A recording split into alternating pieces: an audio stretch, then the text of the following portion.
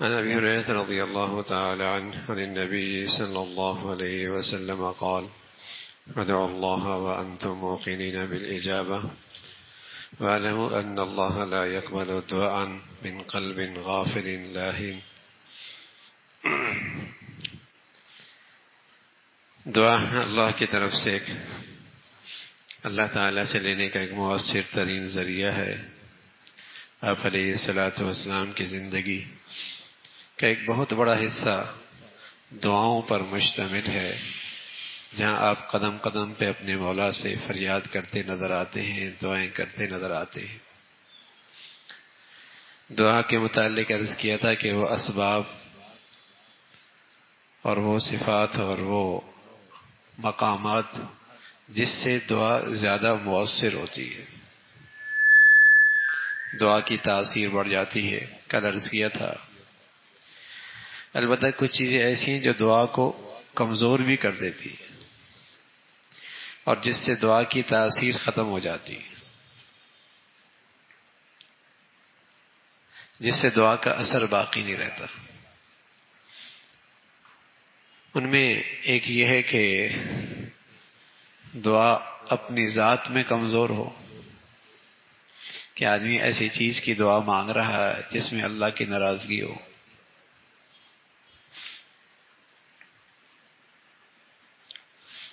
گولی سے آدمی مر جاتا ہے، لیکن وہ گولی دو نمبری ہے، اس سے تو ایک چھوٹا سا پرندہ بھی نہیں مرے گا. تو دعا کی اپنے اندر کمزوری ہے. کوئی نافرمانی کی دعا مانگ رہا. پھر دعا کے بارے میں اللہ کے نبی نے فرمایا کہ دعا مومن کا اسلحہ ہے. اسلحہ خود اچھا ہی کتنا کیوں نہ ہو، لیکن جس کے ہاتھ میں ہے وہ کمزور ہو، قوت بازو نہیں ہے. تو اسی طرح دعا کرنے والا اسے اللہ کی ذات پہ اعتماد نہیں ہے، یقین نہیں ہے، غفلت کے ساتھ دعا مانگ رہا ہو، حضور قلب نہیں ہے، یقین صحیح نہیں ہے اس کا. اس سے بھی دعا میں کمزوری آ جاتی ہے.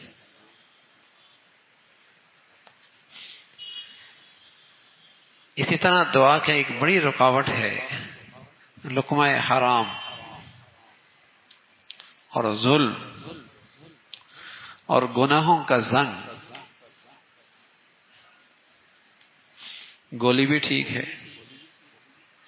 جس کے ہاتھ میں پستول ہے اس کے اندر طاقت بھی ہے، قوت بازو بھی ہے، لیکن نشانے اور درمیان میں رکاوٹ ہے. کوئی مانے تب بھی نشانے پہ نہیں پہنچے گی. تو اسی طرح یا تو اس کی زندگی میں حرام ہے. بنی اسرائیل کے کچھ لوگ، ان پر جب مصیبت ٹوٹی تو سارے مل کر میدان میں اکٹھے ہو گئے.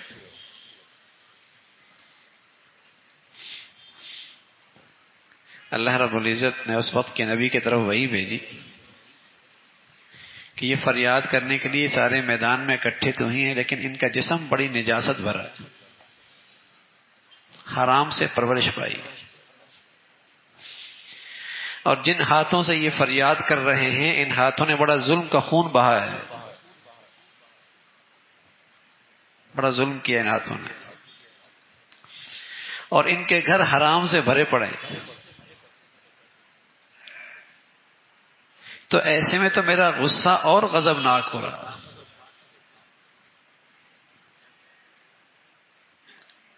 ان کو مجھ سے اور دوری ہو رہی ہے.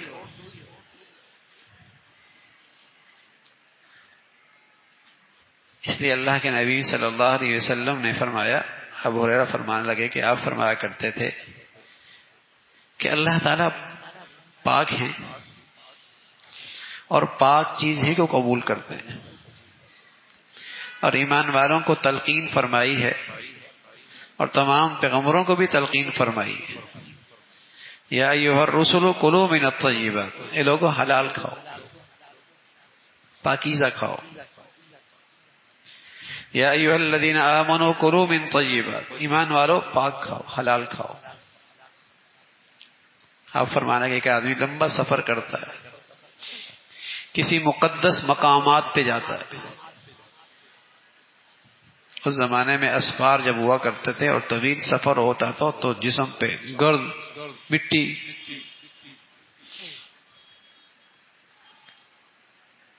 اتنا طویل سفر کیا ہے اور مقدس مقامات پر پہنچا ہے اور کہہ رہا یا رب یا رب،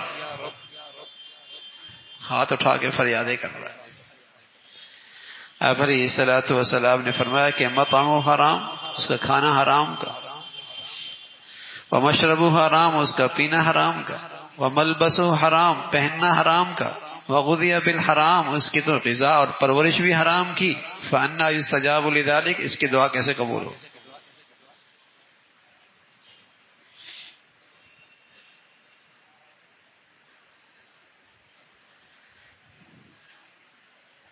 تو کچھ چیزیں ایسی ہیں جس سے دعا میں قوت اور تاثیر آتی ہے، اور کچھ چیزیں یہ ایسی ہیں جس سے دعا اپنا اثر کھو بیٹھتی۔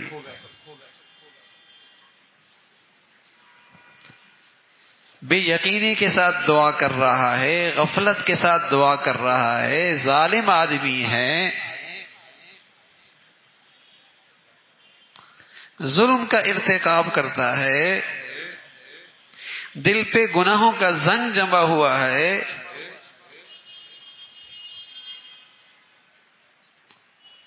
دعا قبول نہیں ہوگی۔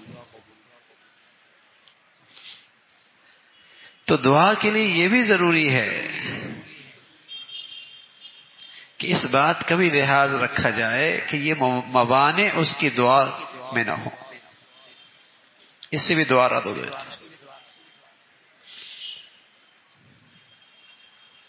مؤثر ترین سبب ہے زندگی بنانے اور سنوارنے کا، اور زندگی کو مشکلات اور پریشانیوں سے نکالنے کا، دعا۔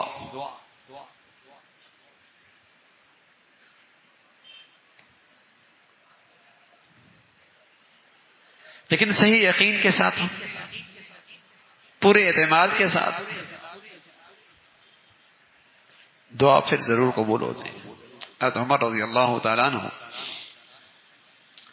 اللہ رب العزت نے آپ کو خوب جاہ و جلال عطا فرمایا تھا۔ ایک مرتبہ اپنے لشکر سے کہنے لگے کہ مجھے تمہاری کثرت پر کوئی اعتماد نہیں، جو کچھ ہونا ہے وہ اللہ سے ہونا ہے۔ اور پھر دعا میں لگ گئے اور ساتھ فرمانے لگے کہ مجھے دعا کی قبولیت کی فکر نہیں ہے کہ قبول ہوگی نہیں ہوگی، مجھے اس کا اہتمام رہتا ہے کہ دعا صحیح طور پہ ہو تو صحیح، جب صحیح طور پہ ہوگی تو قبول بھی ہو جائے گی۔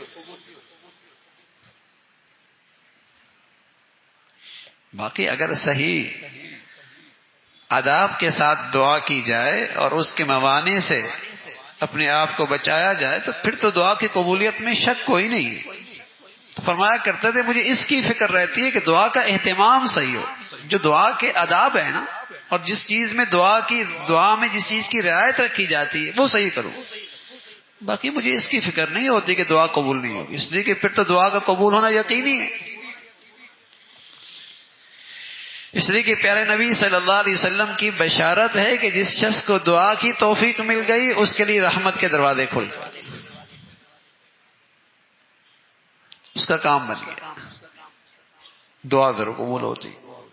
البتہ قبولیت کے آثار مختلف ہوتے ہیں۔ کبھی تو ایسا ہوتا ہے کہ بندہ جو مانگتا ہے وہ مل جاتا، کبھی ایسا ہی ہوتا ہے جیسے بچہ روتا ہے اور ماں سے جو مانگتا ہے ماں وہ دے دیتی ہے۔ ٹافی مانگی ٹافی دے دی، آئس کریم مانگی آئس کریم دے دی، جو مانگا بچے نے رو کر لے لیا اپنی ماں سے۔ لیکن کبھی ماں اپنے علم اور عقل سے وہ چیز نہیں دیتی، اپنی حکمت اور محبت میں وہ چیز نہیں دیتی، بلکہ اس سے بڑھیا چیز دے دیتی۔ آئس کریم مانگ رہا تھا، امی نے سیب دے دیا۔ شفقت جو زیادہ ہے، علم جو زیادہ ہے، حکمت جو زیادہ ہے، مانگا بچے نے رو کر کچھ اور ہے، ملا کچھ اور ہے. تو اللہ کریم اپنے علم اور حکمت اور اپنی شفقت میں بندہ اپنی سمجھ سے مانگتا ہے، مولا اپنی شان سے دیتا ہے. دیتا ضرور ہے، دیتا ضرور ہے. تو بس اوقات آدمی سوچتا ہے وہ چیز تو نہیں ملی، ارے میاں اس سے بہتر مل گئی. دعا کی قبولیت کی یہ شان بھی ہوتی ہے. بس اوقات کوئی چیز مانگی، بظاہر وہ تو نہ ملی، لیکن ایک بڑی آفت آ رہی تھی، اس کی زندگی میں ایک بڑی مصیبت آ رہی تھی، جس سے اس سے بہت ساری نعمتوں سے محروم ہونے لگا تھا. دعا کی طاقت سے دعا قبول ہو گئی اور اس سے وہ مصیبت ٹل گئی، وہ آفت ٹل گئی. پھر نبی صلی اللہ علیہ وسلم فرمایا کرتے تھے کہ آفتیں اور مصیبتیں اور ناگہانیاں ٹلا کرتی ہیں دعاؤں سے، ٹل جایا کرتی ہیں دعاؤں سے. یوں بھی دعا قبول ہوتی. اور ایک صورت دعا کی قبولیت کی یہ ہوتی ہے کہ بچی بچپن میں ماں سے زیورات مانگ رہی پہننے کے لیے، لیکن ماں نے وہ زیور رکھ لیا، ہیرا رکھ لیا، نہیں دیا، اس نے سنبھال کے رکھ لیا. لیکن جب بڑی ہو گئی تو وہ سونا اور ہیرا پہلے لاکھوں میں تھا، اب کروڑوں میں ہو گیا. پہلے ہزاروں میں تھا، اب وہ لاکھوں میں ہو گیا، بہت قیمتی ہو گیا. اور اس وقت اس کا استعمال بھی ٹھیک ہے، اس کے لیے ضائع نہیں کرے گی، کوئی نقصان نہیں ہوگا. اب دے دیا تو کتنا قیمتی ہو کے واپس آیا. اللہ کریم بھی کبھی ایسی کرتے ہیں، دعا کی اور دعا کا بدلہ اللہ نے رکھ لیا. حدیث میں آتا ہے رسول اللہ صلی اللہ علیہ وسلم نے فرمایا کل قیامت میں جب اس کے سامنے دعا کی قبولیت کا بدلہ آئے گا، وہ اتنا قیمتی ہوگا کہ یہ تمنا کرے گا کاش کہ دنیا میں ایک بھی دعا کی قبولیت کا اثر نہ ہوتا، سب بدلہ یہی ملتا.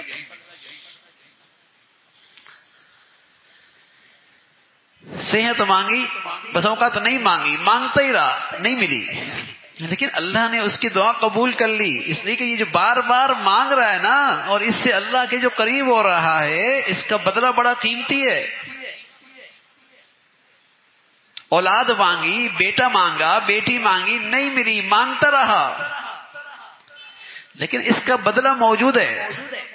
اور جب اللہ کے نبی صلی اللہ علیہ وسلم سچے نبی ہیں، بتا رہے ہیں جب اسے دعاؤں کا بدلہ ملے گا تمنا کرے گا کاش کہ ساری دعاؤں کا بدلہ یہی ملتا.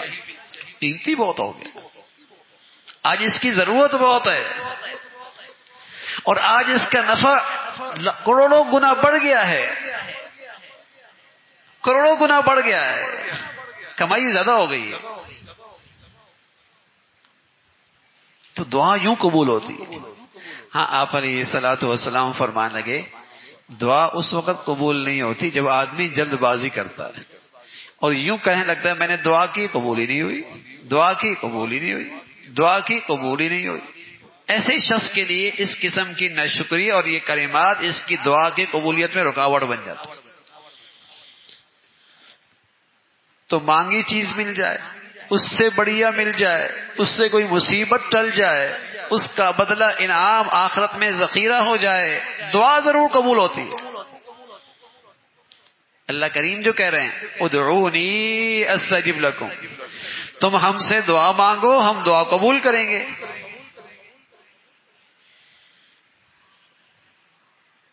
تم ہم سے دعا کرو ہم دعا قبول کریں گے.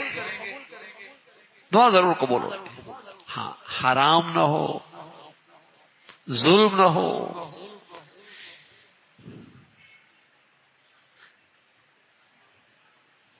جو موانع ہیں غفلت کے ساتھ نہ ہو، بے یقینی کے ساتھ نہ ہو، پوری یقین کے ساتھ. تو دعا اپنی تاثیر دکھاتی ہے. اور میرے عزیزو، زندگی کی مشکلات اور پریشانیوں سے نجات کا مؤثر ترین وظیفہ ہے دعا. اللہ ہمیں نصیب فرما دے، اللہ تعالی ہمیں اس کا اہتمام نصیب فرما دے.